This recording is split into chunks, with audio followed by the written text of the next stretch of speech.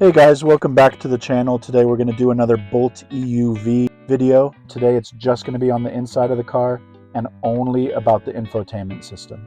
The reason I wanted to do one on the infotainment system is because there are a lot of positives about this vehicle, and I would say that the infotainment system is one of them. Just what they've included in it and how it functions, how it works, some seamless integration, things like that. First thing is just to show you how just smooth it is.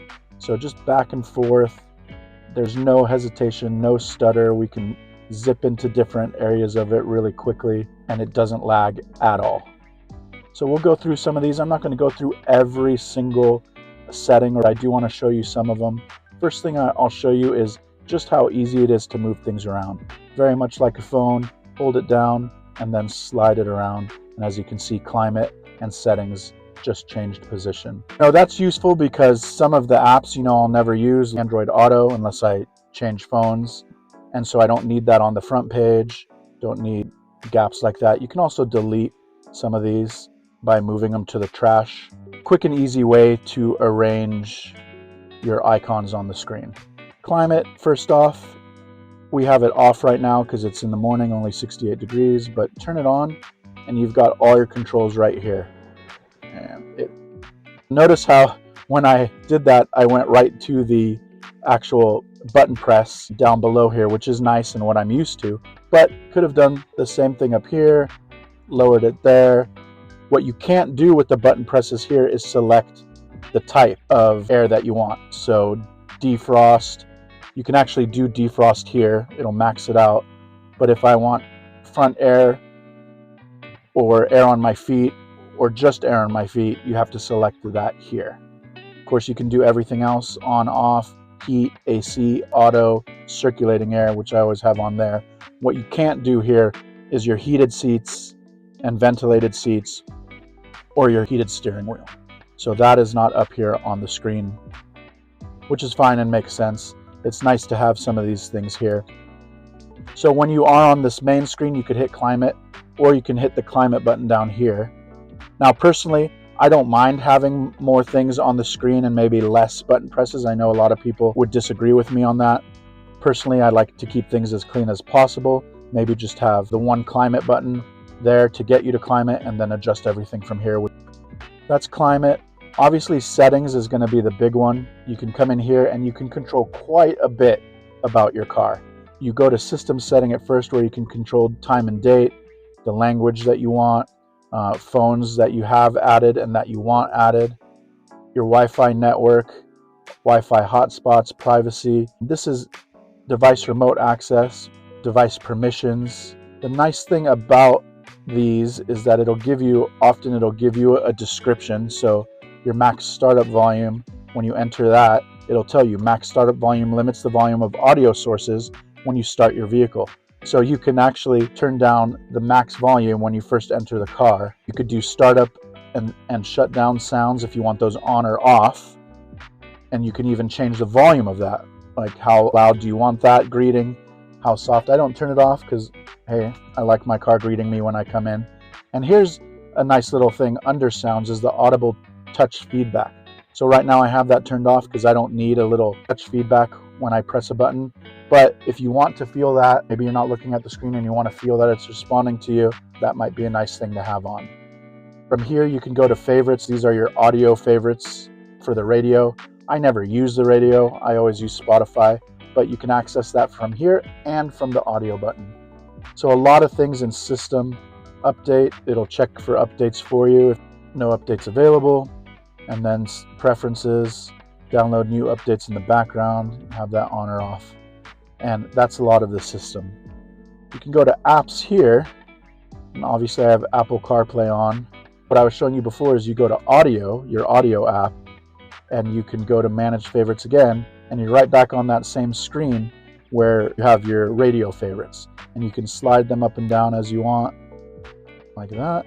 That's audio. Again, you can go to climate control, and there's some good settings in here as well. You have your auto fan speed, is at medium. So if you want your auto fan speed to be higher, you can go there. You can see there's a lot of little things that you can control from the settings that change your experience in the car, even as far as a little thing like how much air do you get when you press the auto button. One thing I've turned off that came on as default was these auto-cooled seats. And a lot of people might like this on. It's kind of a neat feature that the car will know what the temperature is outside, and if it's above a certain degree, when you turn this car on, your ventilated seats will automatically come on. So as you can see here, it says auto-cooled seats automatically turn on seat cooling at vehicle startup when the cabin temperature is significantly warmer than desired. So you can turn the car on and your ventilated seats automatically come on. I personally like to be able to control that, so I have that off, but you can also do that with heated seats, and I have my auto defog and auto rear defog on. So when it knows that the windshield and the back window, if it's a foggy day or there's moisture on it, it'll automatically turn on. All right, so that's climate. If you go to phone, for me, I have Apple CarPlay. So when I press the phone button, it'll instantly, actually, when I do that on the main screen here, it'll go to Apple CarPlay right away. So that's the phone button there. But in settings, if you go to phone, that'll be your personal numbers here, which I don't use because I use CarPlay. And we'll get to CarPlay in a little bit. And then, of course, you have your Sirius XM settings there. Then you can go to vehicle settings, rear seat reminder, if you want that on or off, to let you know to check the back seat before you leave the car, climate and air quality. Again, back to the auto-cooled seats. So vehicle settings, there's a lot of overlap in between all three of these. So if you don't remember where something is, honestly, it might be in all three areas. Collision system, this is where you want to set that. Right now I have alert and brake on for forward collision. Front pedestrian, alert and brake. You can turn both of those off completely if you want, if for some reason you don't like that. The park assist on, it'll describe it for you. Park assist can alert you to objects near your vehicle during low speed maneuvers. A lot of flexibility here to turn off what you don't like, keep on what you do like, test things out, and come back here. A lot of it is not just stuck with how you drive it off the lot. Comfort and convenience. Okay, chime volumes, rain sense wipers enabled. You can control that. You know, I have it on auto from here, but you can set it here as well, as you can see there.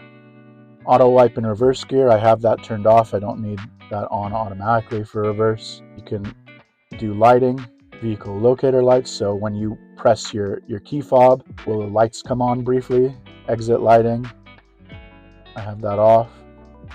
How long the exterior lamps stay on when you exit the vehicle and it's dark outside, you can keep that on for safety if you want. Again, vehicle is probably where you'll do most of your settings. There are others in system, but here's, you know, the things that will be your everyday use. Power door locks, open door anti-lockout prevents the vehicle from being locked while a door is open. Auto door unlock. So this is really nice because with your key fob in your pocket, you don't need to pull it out to unlock the doors, but you can also specify what it actually does. So when you come up to a door, like your driver's side door, and you press the button to unlock it, on the door handle itself, what do you want it to do? Right now I have it set to unlock all the doors. So auto door unlock specifies which, if any, doors will automatically unlock when the vehicle is shifted into park. Okay, so that's for park. There's another one for key fob. So when I put the car in park, all the doors will unlock versus just the driver door, or versus none of the doors, me having to manually do it. That's pretty convenient for me because when I'm backing out of the garage, the car locks all the doors, then I stop, hit park, all of them unlock, and people can get in or out without having to unlock it themselves. Here's where you have the remote lock unlock it section. So flashing the lights, remote lock feedback. Here's the remote door unlock. I have it on all doors. Remote start auto cool seats. Again, we see that again. So they have that in multiple places. Remote window operation. This is one that was off by default. So if you want this on, you need to go to your vehicle settings, remote lock unlock start, and then come down here to remote window operation. This is a nice thing because if you're parking the car outside in the heat, you want your windows to be rolled down as you're coming up to the car. It comes as default off, but remote window operation allows you to control your windows with your remote key. So basically you would press unlock and then press unlock and hold down, and all 4 windows will roll down. All my other vehicles have done that, but it wasn't a setting I had to change. This one, when I got this car, it wouldn't do it because the default was off. And I think it's a nice feature just to get some of that heat out of the car before you enter it.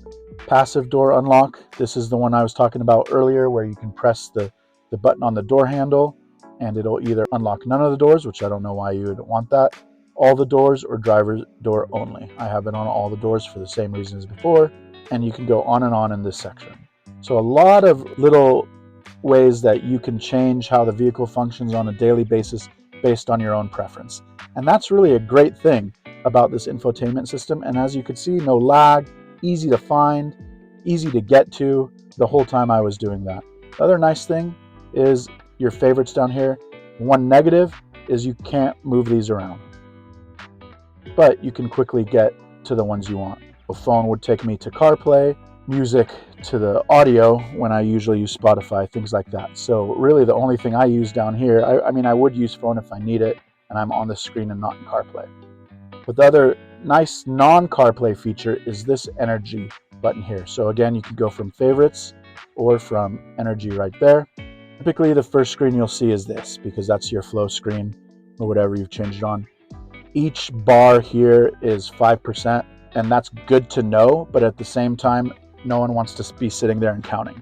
So the one negative I would say with this infotainment system is there's no percentage of charge anywhere. So you can count 5, 10, 15, 20, 25, 30, 35. So I could say, oh, I'm about 35% charged, but I don't want to sit there and count that. And that's not very accurate because, you know, the bar doesn't go down part way, it goes down, it's either all the way full or all the way empty down to 30. So it would be nice to have a percentage on the screen somewhere. But in general, and I think overall, the energy app for this car is really great. Mostly because you want to be able to transition pretty easily from an ICE vehicle to an EV. This feels in a lot of ways, you know, just like a regular car, except for this screen. And this screen is kept simple and convenient and easily to understand for a new EV owner. I personally like as much detail as possible and then let me filter it how I want. But overall, this works well, gives me the information I need. So we have the flow. You can see that on the screen in front of me when I'm driving. You can also look here. It's a pretty basic screen. When I'm parked, there's obviously no energy going into the motor. When I'm driving, I see that energy, and when I let off the brake and use one pedal driving, I can see it reverse back into the battery. Do I really need that here and on the screen in front of me? Not really, but it's nice to have. Details is probably one of the best screens here. Shows me my battery, and this is all since last full charge. This is a 65 kilowatt hour battery. Right now I'm at 26.6. Last time I only charged to 80. So since the last time I charged, I've driven 127 miles at 4.8 miles per kilowatt hour. What's brought my range down? Just climate settings, because it's been hot. It's just recently cooled off. But we can see that driving and accessories takes up the most of that battery usage, which makes sense. To get even more detailed, you go to impacts. As you can see, my technique, mostly one pedal driving, has added 35 miles in that 127 miles that I've driven so far. Terrain has reduced it. I typically think that's uphill drives and things like that. Not a lot there because not a lot of hills around here. Climate, that's going to always be the biggest impact probably until winter hits, when you also get a ding in outside temperature. But right now I have plus almost 3 for the outside temperature. This is a great screen just to see what is contributing to your overall range and what's dinging your overall range. And then you can go to history. Okay, within the last 50 miles, it'll show you how you've been driving. Okay, so present, as you can see, because I'm just sitting here with some air on, it's just under 4. But typically, I'm over 4 miles per kilowatt hour. A couple of them go even really high, which brings the overall average up. But right across the way there, I'm just above 5, my overall average. As I don't know if you can see on this screen over here, but in the last 278.6 miles, I've been driving 5 miles per kilowatt hour. So that's just because I haven't reset my trip meter. But this is a great screen to see right here and now how you're driving, how you're doing, and what's impacting and what your average has been over time. This screen details I like because it shows me since my last full charge what I've been doing as miles per kilowatt hour. So the energy screen, in my opinion, simple, not complicated, not hard to understand, not like details down to minutia, but enough for what you need. But I like more details and maybe filter out what I see and when I want to see it? Sure. I think more is better as long as you can filter it out and it doesn't inundate you with stuff that you don't want at the time. Now, another thing on the energy screen is you come over here to charging, and you can see the first thing you come up on charging is this scale here, 0 to 100%. And it's super simple. You just slide this bar around and this will tell the car how high you want it to charge. So again, you have to count 5, 10, 15, 20, 25, 30, 35, 40 on all the way up to 100, and I keep it at 80. So whenever I plug this car in right now, it'll only charge up to 80%. When I go on a trip and do DC fast charging, or I'm somewhere else, or the night before a trip, I might just raise that scale up and it'll charge higher. I projected range 256, mostly because most of my driving is within our city. And then besides the scale, you can go to charging options. So if you have a level 1 cord limit, and this is important, if you're at home, you know how your house can handle plugging in a car, you can come in here, and if you only have level 1, you can change that from 8 amps to 12 amps so that it'll charge a little bit faster. If you're going to someone else's house and they say that they'll let you charge at their house, but they only have a level 1 charger, they don't have level 2, you may want to just reduce that down to 8 amps just to make sure you don't do any damage there. Charging options, that goes back to the level 1 cord limit. Target charge level, press that, brings you back to just a view of the slider all by itself.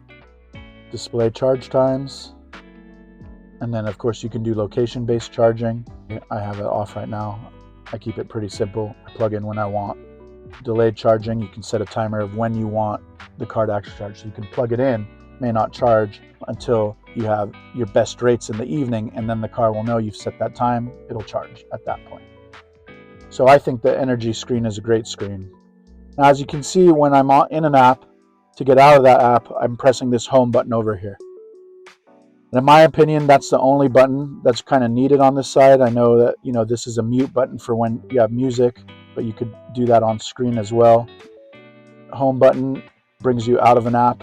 This button, I believe, is completely unnecessary, and I would never use it when I'm driving or sitting here. But it does scroll through the apps, and when you're on the app you want, you would just click the check, and then you're in the app.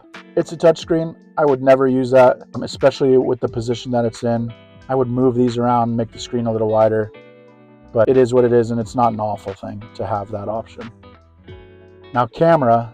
For this car, these camera features are amazing. Right now it's looking at the front, in front of the car, so the front of my garage with all of our mess and equipment, but you can easily switch that. Look at the back of the car. When you kick it into reverse, it does that automatically. Right now I have 2 views, the above 360 view, the forward-facing view, or the rear-facing view, but you can actually just have one view, forward or reverse, without the 360 next to it, or side view, right side, left side. And when you're on the back view or front view, you can keep the lines there or remove the lines. You can view just the top back of the car, just the top front of the car to get a more zoomed in view. Typically I like having the 360 and the front or rear together because you can see the sides of the car and the direction you're going in. If you're parallel parking or parking next to a curb, this view is actually really great because you can see your wheels and how close you are, either front or back. But again, I personally still like the 360 view while I'm parking because I can still see the same thing. But for the price of this car, for it being an EV and having this type of camera system on it, just a great app, infotainment system, everything to do with that. So all that being said, as far as their infotainment system and how great it is, the thing I use the most and the thing I'm really kind of sad about is that Chevy has said in their future vehicles they will not have Apple CarPlay or Android Auto anymore. And honestly, for me and seamless integration right now, it's really been great. I have set directions, in the house before I leave on my phone. Then I jump in the car and it's up and ready to go. Hopefully they'll do a refresh on it. They've been plenty successful with no Apple CarPlay. For me, I think it's a bad direction just because of the ease of use factor in that. It is just too easy. And when I got this car, I basically hit the phone button, paired my phone in 2 seconds, and Apple CarPlay was ready to go. And it's just so nice to use apps that I'm already familiar with, already know, already have my information in, and it's just simple to move around in it. So with my phone actually here and next to me, I could say something like, "Hey Siri, get me to Chick-fil-A." And it does that super quickly. And it's just integrated well, everything works well. I could do the "Hey Siri, play Led Zeppelin," and it automatically goes to my Spotify account and starts playing Led Zeppelin. It's an app I'm already used to, and now I know that I could download the Spotify app within the Chevy ecosystem and use it as one of their apps, but why? I already have it on my phone. I don't need another login. And, it's something I would consider on a different car. I just think it's a direction that isn't a positive one for the consumers, whether you're using Android Auto or Apple CarPlay. You can see all the apps here, super easy to get to, nice and clean interface. Again, very responsive, which is good on Chevy, how they've integrated Apple CarPlay. Very responsive there.